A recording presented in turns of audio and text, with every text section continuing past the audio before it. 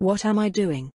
It was perhaps the 23rd time Nemel had asked herself this question over the course of the day while she smiled beside Dame Verilyn at the counter of the merchant stand. As the hours wore on and evening fell, the true power of the Ratman stand came into play.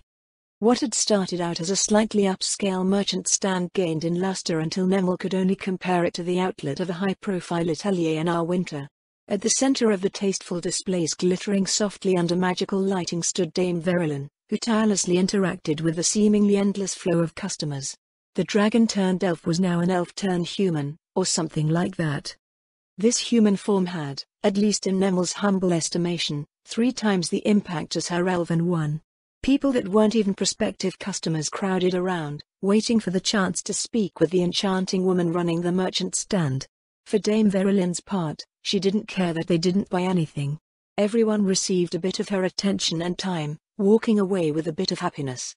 The subdued market gained an energy it probably hadn't had since before the 8th Legion was disbanded. Men and women came and went, goods and information flowed freely, and Nemel Gran started to comprehend the absolutely ridiculous caliber of Dame Verilyn. Spying? Subterfuge? Who needed that? Certainly not Dame Verilyn. The entire world seemed to just come up to lay itself bare in a desperate effort to please her. A voice from under the covered table drifted up at her. "Officer Gran, if you please." Nemel looked down to see a bag held up in a Ratman apprentice's paws. She gingerly reached down to pick it up and place it on the counter. The operation of the stand was an intricate thing in itself. While Dame Verilyn managed the displays and interacted with visitors, Master Shrew negotiated sales. The apprentice hidden under the table helped with transactions while the other 3 were in the tent managing inventories. Even Nemel was incorporated. An officer of the 6th Legion's Imperial Air Service Wing, providing security to valuable inventories? A guard for a stunning beauty? Or was she there to reassure those who were worried about the Ratman? Her presence reinforced the sense of legitimacy that such a high-profile business should have. She even cast spells to ensure that measures were accurate and goods were as advertised. This is probably not what General Ray had in mind. She was doing what she could to help, but it wasn't really the sort of help that made one stand out.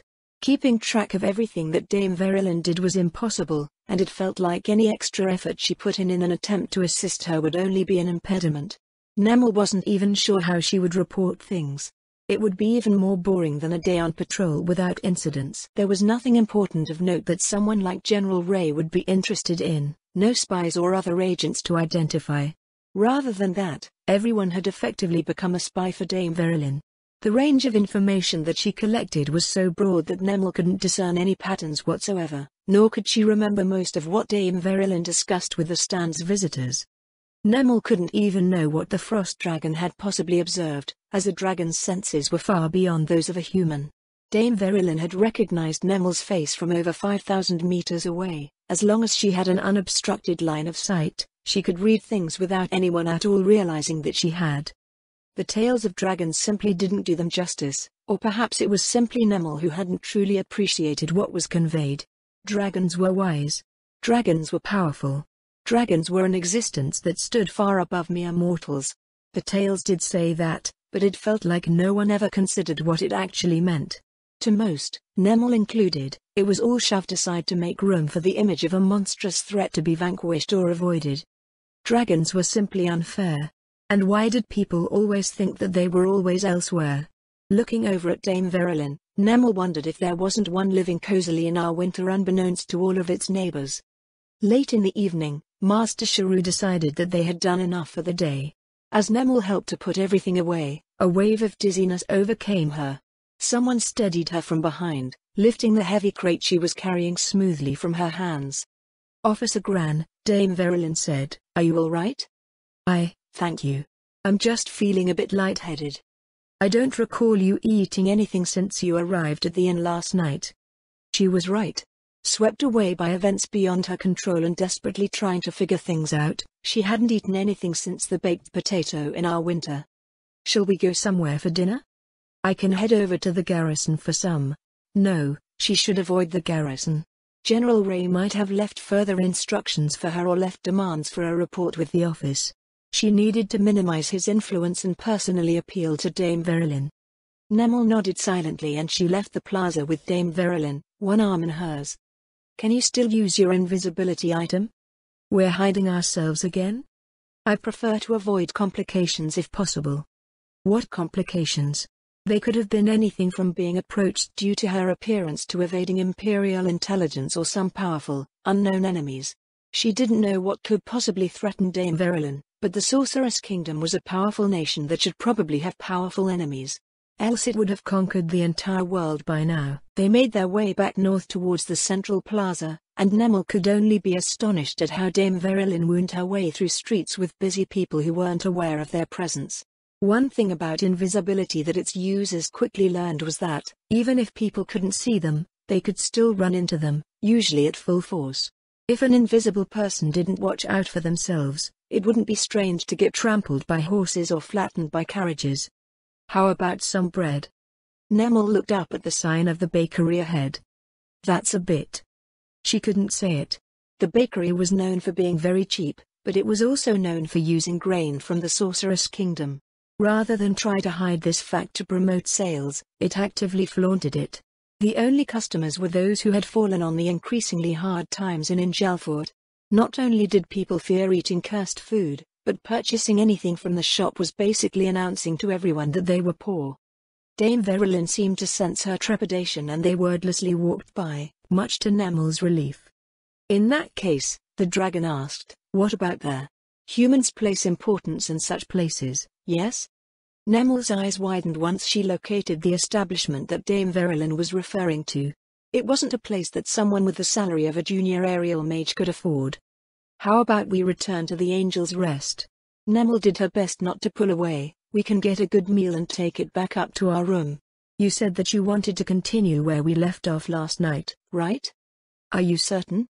Dame Verilyn somehow sensed Nemel's nod through her invisibility. Upon entering the central plaza, Dame Verilyn's steps slowed. Eventually, she stopped, but Nemel couldn't see the dragon's human form, despite holding on to her. She glanced about nervously, wondering if they were being targeted by some equally powerful being. This should be the Angelfort Adventurer Guild branch, yes? Nemel turned her attention to the building beside them. Yes, it is. Why? It feels rather empty, Dame Verilyn said. Even if what you said last night was true, there should be work that the Imperial Army can't handle. How do you know that it's empty?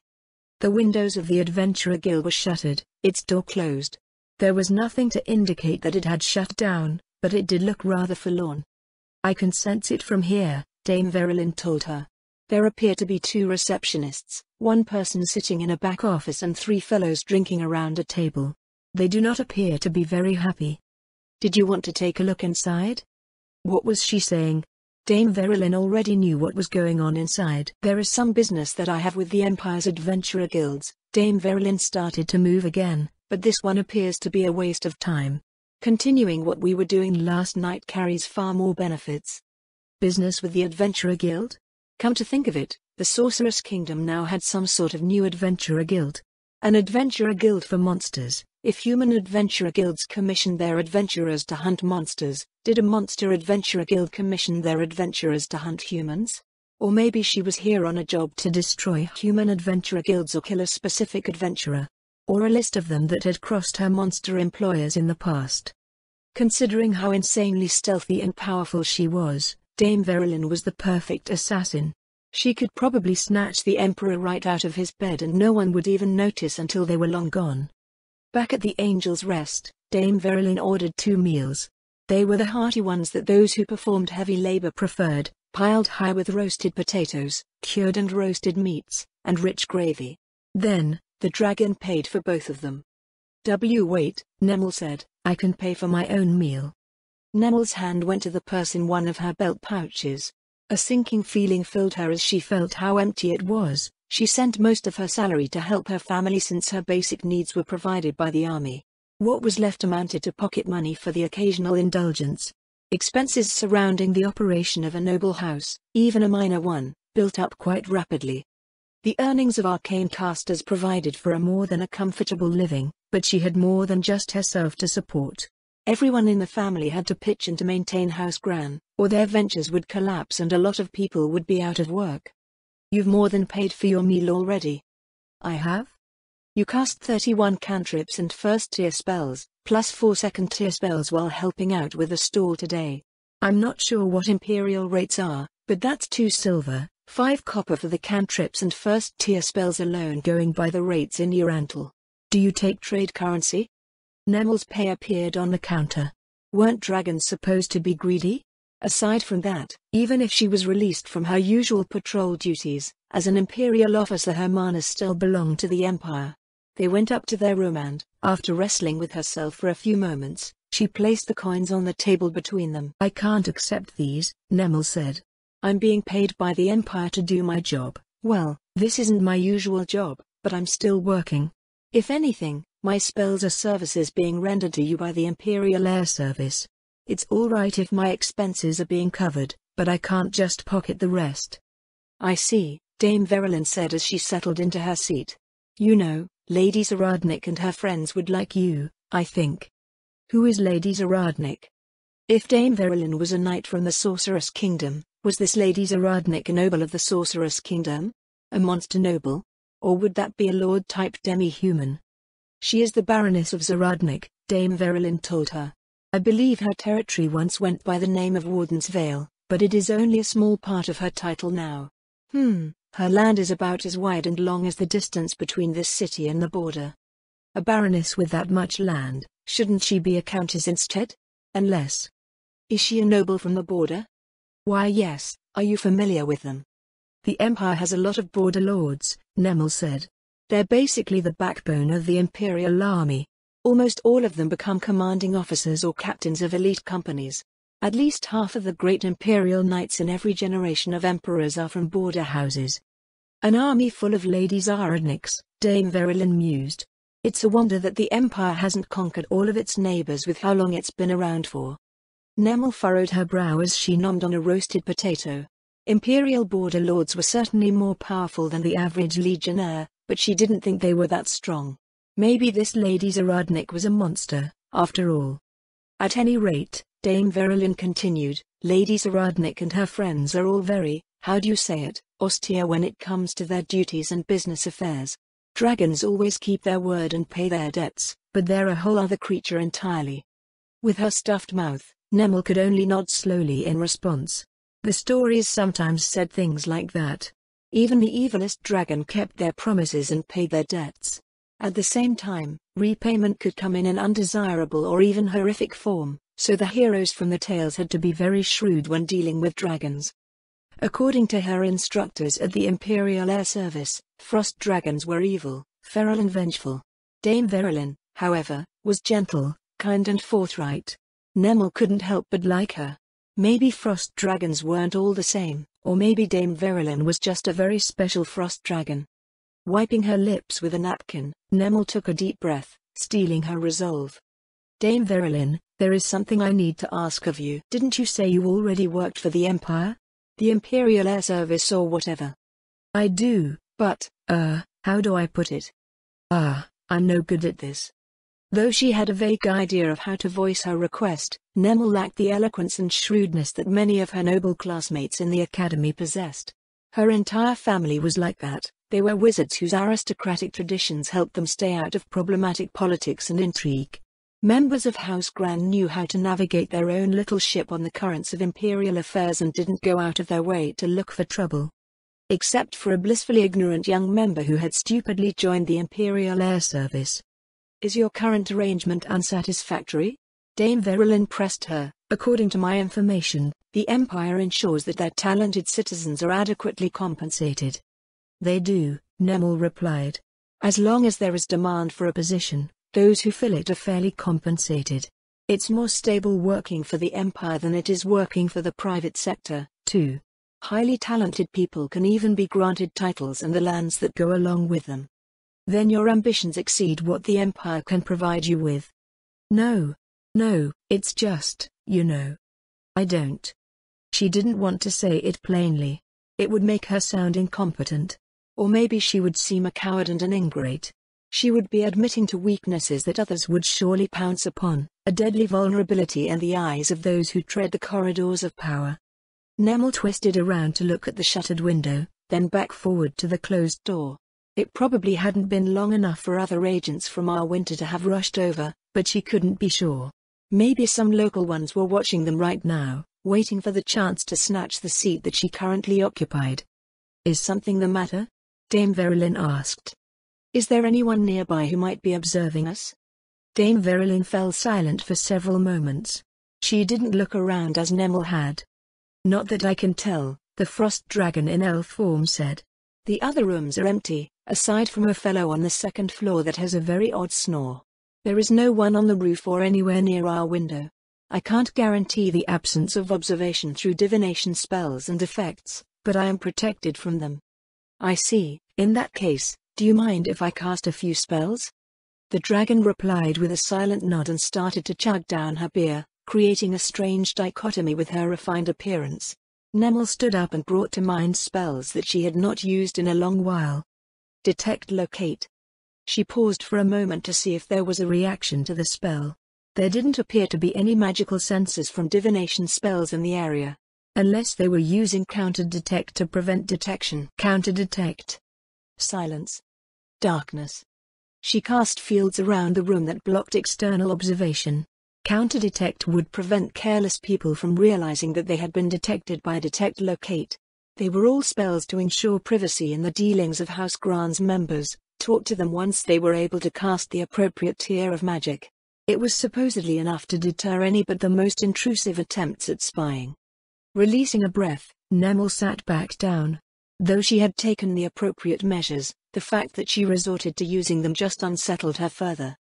"Is this truly something to be so nervous about?" Nemel blinked at the question. How do you know how nervous I am?" "You have been around me all day," Dame Verilyn said. "I know many of your mannerisms, and I am familiar with the human body.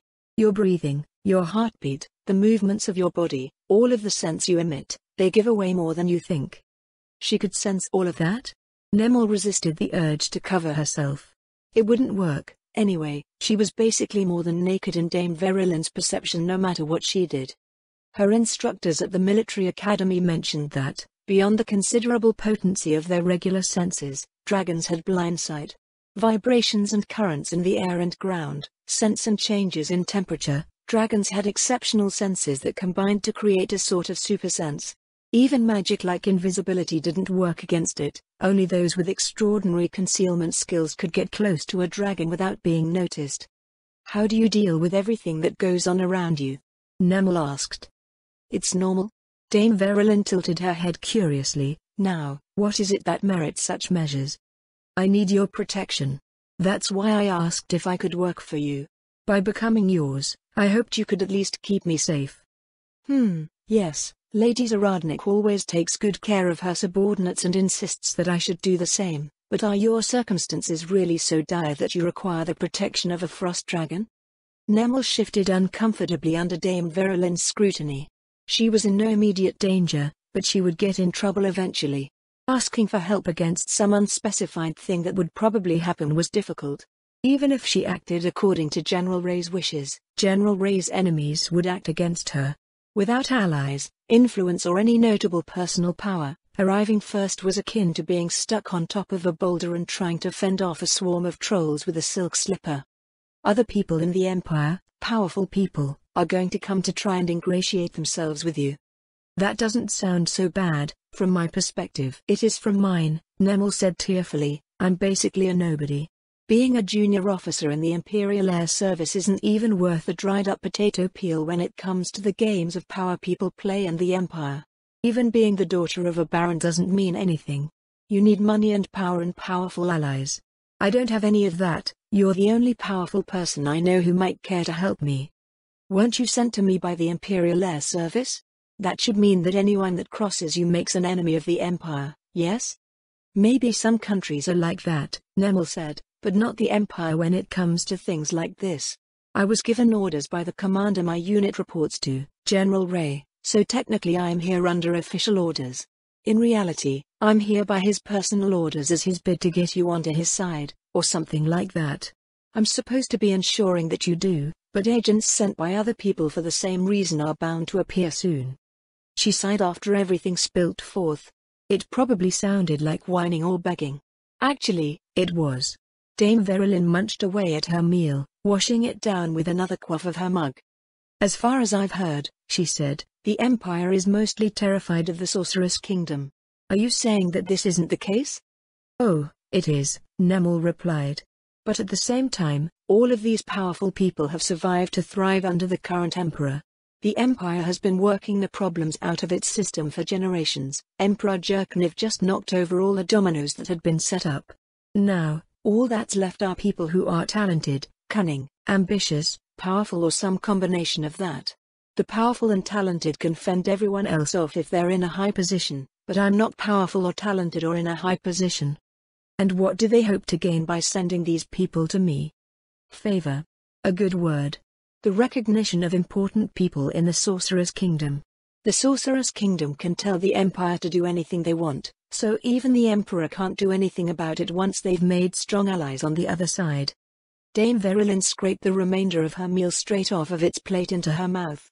She finished her drink and settled down with a satisfied burp. It won't work, she said. It won't? Not at all, Dame Verilyn nodded. As far as I know, the Empire is left to see to its own affairs. Any attempts to ingratiate oneself to the Sorcerer's Kingdom's administration will simply bounce off the obstinate forehead of an elder lich. Is that who you work for? Nemel frowned. An elder lich? My current task is from the Ministry of Transportation. If you're asking about who my liege is, I am a knight of House Saradnik. Just who was this Baroness Saradnik? A frontier noble who ruled what must be a quarter of the Sorceress Kingdom. Plus she had a dragon knight. Was she a dragon herself? Then say that one of these agents managed to form a personal connection with you, Nemel said. After getting along for a bit, they ask you to introduce them to Baroness Saradnik. What would you do? I would ask if she'd be interested in seeing them. And then? And then she would answer? It isn't as if she would ignore me. Are you making fun of me? She must be, but Nemel couldn't detect the slightest hint of amusement in the dragon's voice or expression. Dame Verilyn only responded to her frustration with an unreadable look. I apologize if you feel that I have been mocking you in some way, Dame Verilyn said, but rest assured, I am not. With how much difficulty you appear to be having, I would advise you to be direct. Humans have a way of veiling their words behind other words, but I am not a human. That's a hard thing to ask. Is it? Dame Verilyn peered at her. You don't appear to be very happy speaking in this manner, either. If you ask plainly, then I will answer in kind. If you wish to play your games of intrigue, then I suggest you speak with the green dragon north of here. You know about her? She doesn't seem to be a secret, Dame Verilyn shrugged. Over the course of the day, over a dozen people have referred to her in casual conversation. Baroness Blister or Old Blister, there were a few others not so flattering. I hope you're not offended. Why? Greens are terrible people. I would be ecstatic if they all dropped dead at once. Nemel wasn't sure what to think of that. Did dragons not consider other dragons as their own kind? Or maybe they only considered dragons of their own subspecies their kind. Now, Dame Verilyn said, if you're not interested in dealing with this other dragon, I will once again advise you to be forthright. Frost dragons have no interest in convoluted things.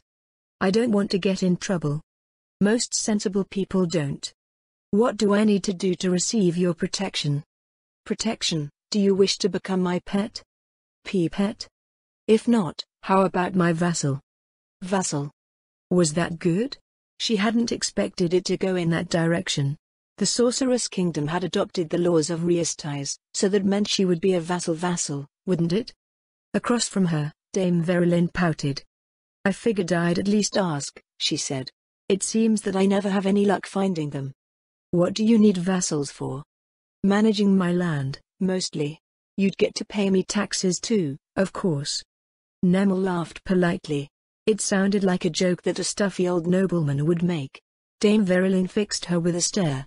What's so funny? Nothing. I might be a noble, but my whole family is made up of arcane casters, so I'm not exactly the best at domain management. How about a maid? My sister became a maid for one of the great houses. She's a wizard, so not a maid. Well, no. Her words trailed off and a frown came unbidden. Dame Verilyn frowned back. A ducal house was a very wealthy one, and some households collected beautiful or talented maids like showpieces.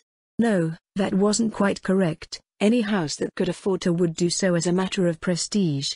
Also, having a maid like her sister, who would eventually be a wizard capable of casting third-tier spells, was like having a platinum-rank bodyguard in one's staff. Though not extraordinarily beautiful, Panasis had the good looks that came with the Empire's aristocratic lineages, so one could say she was highly prized as a maid. If considered from that perspective, then maybe Nemel did have what it took to be a maid. Does a maid sound all right? Nemel asked. What was she saying? She sought protection and ended up asking to become a maid. She thought it would work, but...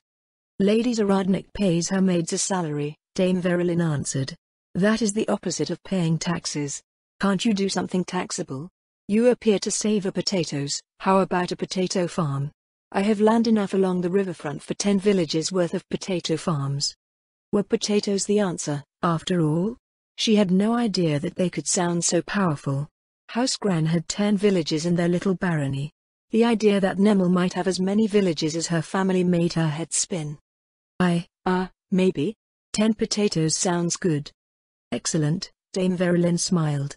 Consider this a tentative agreement. I will have to personally introduce you to Lady Zaradnik and see what she thinks about all this, first. Dame Verilyn pulled a notepad out of her bag, writing something down in elegant, flowing cursive. Lady Zaradnik, wait, that's right. What would happen if you introduce all of those agents to Lady Zaradnik? It would depend on what they did. Say they wanted to prop themselves up so that the Sorceress Kingdom tells the Empire to promote whoever the person is they're working for. I'm not sure, let me ask. Ask? Her prospective new liege did not answer, instead seeming to focus on some distant conversation. Was it a message spell? Dragons were innate arcane casters, so it wouldn't be strange, but using metamagic to silently cast a message spell felt like a waste of mana. She says if there are severe administrative inefficiencies that these individuals wish to bring to light, they should go through the proper channels. What would the proper channels be? Dame Verilyn paused again. If they fear reprisal by Imperial authorities, they can contact the central administration of the Sorceress Kingdom. An investigation on the matter would be conducted and the results evaluated. This would likely involve a full audit and statements taken through mind control. Mind control. Never mind the fact that it was unthinkable to use mind control for investigative purposes, the mere threat of having one's plots laid bare was enough to deter the most ambitious schemer. Even a clean individual would fear that their statements would be used against them. There was also the fact that powerful mind control spells could force people to falsify statements and incriminate themselves. No one would use the proper channels to report anything. So Lady Zaradnik wouldn't entertain any efforts to curry her favor? That is highly doubtful, Dame Verilyn said. As I mentioned, she is very austere. She has full judicial authority within her domain, so anyone who she decides steps too far out of line would probably be impaled. A nation of monsters. By the way, Dame Verilyn told her, I mentioned your matter to Lady Zaradnik. She looks forward to seeing you. Seeing me? Here? She's currently in Iranthal. We'll have left in Gelfort before she comes through, but we should be able to meet with her while we're in the northwest. Nemel swallowed. In her desperation to avoid being entangled in imperial politics, she might have become entrapped in something far worse. Undeathstrill revolution. Arms held out wide, Leanne's voice filled the air with a sense of grandiosity. Behind her was a newly built workshop, designed to accommodate the latest and future industrial innovations of House Wagner. No, Ludmilla frowned. Eh? Why not? Just, no. I thought it was cute, Florian offered. Since Florian could probably find something cute about anything, Ludmilla decided that her opinion should be taken with a grain of salt. We're going into a nation ruled by an autocrat and run by a bureaucratic aristocracy, Clara said. Bringing a revolution to our prospective clients is sure to make them go into hiding. Reesties will be no better if they ever truly open up to us. Che, Leanne looked away with a disgruntled look. You'd think a place as progressive as the Empire would welcome revolutions with open arms. Is that right? No, that's probably wrong. As the one most familiar with the Baharuth Empire amongst them, Leanne should have been well aware that the idea of radical change wouldn't sit well with them. Her light-hearted attitude towards nearly everything, however, left ample room for her friends to wander. An early morning mist clung to the lands around Lian's yet-to-be-named border town. The carriages that would convey them to the Empire were still being prepared for departure, so Lian took them around on a tour of the place. Once completed, it would be roughly as large as Kowloon Harbor and designed to process land freight headed between Erantle and the Empire. Though construction had barely started, the Countess of Wagner veritably bounced with excitement as she proudly showed off the foundations of her future capital to them. Once the town is finished, Ludmilla asked, "Will you be moving here?" I just need to be wherever I am needed, yeah?" Lian answered, "The county's administration will be here, but it's only an hour to the city by Solita. I go back and forth all the time already anyway." They were becoming more and more like the high nobles of the neighboring nations, traveling back and forth through their territories and the capital. Ludmilla had visited Erantle more times over the summer than she had over her life previous to inheriting her title. That being said, the rate of travel in the Sorceress Kingdom was unprecedented, making the realities of such an itinerant life nearly non-existent. A Marquis of Riestais or a Margrave of the Empire could spend a week or two on the road between their capital and the royal capital, only to stay for a short period before heading back again. As they continued to walk around, Ludmilla picked up the rumble of distant hooves. "They're here," Ludmilla said. "I'll be back right after I take care of this handover." She turned to attend to her business, then stopped to look back over her shoulder. Her frown appeared again. Clara, Lian and Florine smiled back at her. "We want to see," Lian said. "Will there be anything to see?" Ludmilla raised an eyebrow. "Of course." Lian grinned. "You're handing off a bunch of Death Series servitors to some guys on the other side, yeah? It's not every day you get to see the vaunted Imperial Knights squirm. They're not here for your entertainment." "Maybe not, but that doesn't make it any less entertaining." Ludmilla's frown deepened. Her gaze went to Clara. "I've never watched you do army work before," Clara said. "It will be a good reference," Florine added. She didn't know what was so interesting. Lian sighed. The others didn't usually relish the discomfort of others. At the head of a long, black column, a flag of the Sorceress Kingdom was advancing up the highway. The sound of hooves grew closer as the procession of undead neared. The head of the column resolved into pairs of death cavaliers riding towards them, lances gleaming in the sun. "Ooh, they're coming, they're coming." Lian placed her hands on her hips with a grin. "Right on time, too. Death Cavaliers, Death Knights, are those the new Death Priests? I don't think they've been stationed in the interior yet." "Yes, that's right," Ludmilla replied. "There are already dozens of them in the Katza Plains and around our border stations, but the interior won't see them until after the first 2 batches for the Empire are delivered. They probably won't be seeing combat, they're more for maintenance purposes." "I see, thank you for the explanation, Miss Death Ranger." Ludmilla glanced around at the empty highway before shooting Lian a look. "I'm not a Death Ranger." Fear over being shunned plagued Ludmilla before disclosing what she had become to Lian and Florine, but Lian seemed to only use the fact as an additional avenue through which to poke fun at her. Florine didn't interact with her any differently than before, so Ludmilla was just thankful that her relationship with the two hadn't disintegrated. If anything, it felt like they had become even closer. The column came to a stop before them. Ludmilla stepped forward while pulling a clipboard out of an infinite haversack. The lead Death Cavalier drew a gauntleted fist up to its pulsing black cuirass in salute. "Reporting as ordered, my lady." "Good work," Ludmilla nodded. "Did anyone have any difficulties on the way from Erantle?" "Kaosokulao." She furrowed her brow at the commentary coming from behind. There was nothing impressive about going up to speak to a column of Death Series servitors. "No problems to report." "What of the additional note on your orders?" "It shames us to admit that we have not settled on any names for ourselves." The Death Cavalier's sibilant tones took on a note of chagrin. Of the Sorcerer King's undead servitors, the Elder Liches tended to have names associated with numbers, which might have been her fault, but the Death Series servitors tended to have none unless the locals came up with something for them.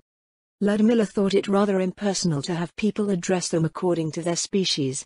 Given the suddenness of her suggestion, however, she couldn't blame them for not being able to come up with names they were satisfied with. "Maybe the people you end up working with will figure some out." Ludmilla looked down at the clipboard. "My inspection should be brief, The Imperial contingent should be waiting for us at the border. With another smooth salute, the Death Cavalier faced forward. Clara, Leanne and Florine joined Ludmilla as she slowly went down the column. The forces present were the first set of Death Series servitors leased to the Empire, the initial installment of the defensive supplement for their client state. Another set would be routed through the Azalizia Mountains and come down from the Dwarf Kingdom, but both groups were merely a third of the total number slated to arrive. Ludmilla's duty as a liaison officer was to ensure the smooth integration of these first two groups with the legions they would be working with. Once this was accomplished, it was Lord Cocytus' hope that the Empire would become more amenable to the presence of the undead and take the initiative with the rest. That they couldn't be more cooperative from the start was slightly disappointing considering their status as a friendly client state, but, at the same time, entrusting national security to a foreign power was normally considered an imprudent decision. "How come this contingent doesn't have any elder lich sergeants?" Florine asked. "Don't they usually take care of this sort of thing?" Leanne snorted. As if the Empire would let any more undead in than they needed to.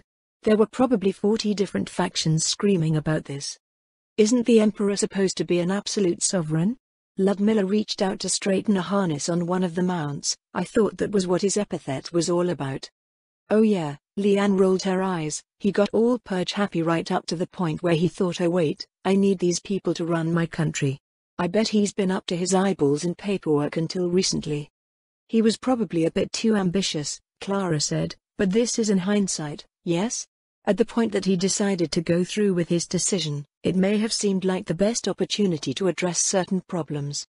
Ludmilla continued ticking items off on her checklist, and they circled behind the column to go up the other side. She had very little idea of what Leanne and Clara were talking about. Most of what was heard when it came to the Bloody Emperor's rise to power were vague rumors and sensationalized accounts with little in the way of real details. The events were generally not something one would discuss with nobles, either. Despite being antagonistic towards one another, aristocrats from both nations still considered themselves as fellows who occupied the same social strata. "Nah, he got too greedy," Leanne waved a hand, "or maybe paranoid. He already had the army on his side. Once he knocked out the major players in the opposition, he could have taken his time with the rest. That is what he kept doing, after all. The only reason he could do what he did is because of all the work that the previous emperors put in. They were the ones that mixed the batter and baked the cake. Jerkniv just happened to be the one that got to eat it." "Isn't he hailed as the most talented emperor in the history of the Baharuth Empire?" Ludmilla asked. "I'm not saying that he isn't," Leanne answered. "But ability is nothing without opportunity. We're all examples of that." No one had anything to say in response to Leanne's statement. None of their achievements would have been possible without the advent of the Sorceress Kingdom. Ludmilla would probably still be scratching her head over House Zaradnik's impoverished state in their old manor or patrolling the border deterring the encroachment of goblin and ogre tribes. They returned to the head of the column, finding nothing amiss. Ludmilla handed a copy of her completed inspection to the column leader. "Keep this one on you," she told him, "just in case it's needed. I'll be submitting one to the Grand Marshal and another copy will be going to the Imperial officer in charge at the border. Did you receive any additional instructions?" "No, my lady." The Death Cavalier put the document away. "You'll be accompanying us to the border, then?" "Yup," Leanne answered for her. Ludmilla nodded with a slightly bemused smirk. 4 Death Cavaliers in the front dismounted and offered them their saddles. "How charming," Florine smiled brightly. "They're just like the gallant cavaliers from the stories. Can't they be just a bit more intimidating?" Leanne frowned. "I want to get a reaction out of these Imperials." "We're not supposed to be scaring our allies witless," Ludmilla told her. "Stop trying to make my job 10 times harder." The 4 Death Cavaliers led their mounts as the column advanced once more. Leanne's new town was a few kilometers from the Imperial border, so Ludmilla could already see the banners of the Imperial contingent awaiting them over the windswept plain. The banners indicated that they were a single company of legionnaires with a mixed configuration. As expected, they were attached to the division stationed in the Katza Marches. She twisted around in her saddle to take one last look at the column. Everything appeared to be in order. "Did you have any concerns before entering service in the Empire?" Ludmilla asked the column leader as they rode forward. We will serve in the capacity required of us, my lady, the Death Cavalier replied. But what shall we say to the Imperial officers if they issue commands that contradict our overarching orders? Like the undead servitors leased out to subjects of the Sorceress Kingdom, those delivered to foreign clients had explicit instructions to disregard orders that went against the general policies of His Majesty's government. One could not take their leased forces to raid other nations or conquer the world, for instance. Certain terms within the lease agreement reflect those orders, Ludmilla said. All you need to do is point out that such orders constitute a breach of contract. My task is to ensure that the Imperial Army understands this, but it's a massive organization. As such, you may be tested more than a few times before everything sinks in. Acknowledged. What if our national policy changes? Leanne said, like if we declare war or at least decide it isn't worth playing nice with a particular bunch of people. These servitors would still be under their existing contract, Clara said. I didn't notice any clauses that allowed for that sort of flexibility. Clauses of that nature are unnecessary, Ludmilla told them. If hostilities break out, we have the Royal Army to conduct offensive operations. It is more important that our allies are protected against reprisal or preemptive attacks by our enemies. This is a good part of the reason why the Imperial Army has been supplemented with Death Series servitors. Anyone powerful enough to declare war against us is certainly strong enough to contend with the Empire, and defending our allies will be the hardest part of waging war against that enemy. We need forces positioned to stem the tide of such an offensive. Being reactive would be ruinous. Roughly 200 meters from the border, the disposition of the Imperial contingent changed. The entire group seemed to waver. Several of their horses bolted, causing other animals to run off as well. Ludmilla narrowed her eyes. What was this company composed of? Well-trained war horses wouldn't bolt easily at their distance, and people with cavalry skills could keep animals under control if they were mounted. Bonded mounts of specialized cavalry classes wouldn't run off without extraordinary measures taken against them, such as mind-affecting spells from casters potent enough to punch through the reinforcement conferred by the mount's rider. Had they sent several civilian officials? Most of them were equipped as light infantry. Maybe it was a policing force from the area? Surely they hadn't sent inexperienced soldiers to receive them. Even our draft horses are better behaved, Leanne sighed. What do they take us for? With the column 100 meters from the border, roughly half of the 100-man company started to fall back. Several more bent forward as they fell onto their hands and knees and retched. A few couldn't get their helmets off before it happened. Okay, I know I asked for a reaction, but this is just gross. Hey. Did you see that? That asshole just puked right over the border. Does that count as an attack? Damn it, stop throwing up on my new county. By the time they reached the Imperial contingent, a fifth of them had collapsed on the grass. 2/3 were scattered across the field several hundred meters away, continuing to retreat from the border. The remainder were shaking where they stood, save for a single man in the trappings of a company captain. As his gaze fell upon Ludmilla and her friends at the front of the column, the man's face went through a half-dozen expressions before turning bright crimson. Ludmilla dismounted and walked up to the mortified officer. Good morning, she smiled.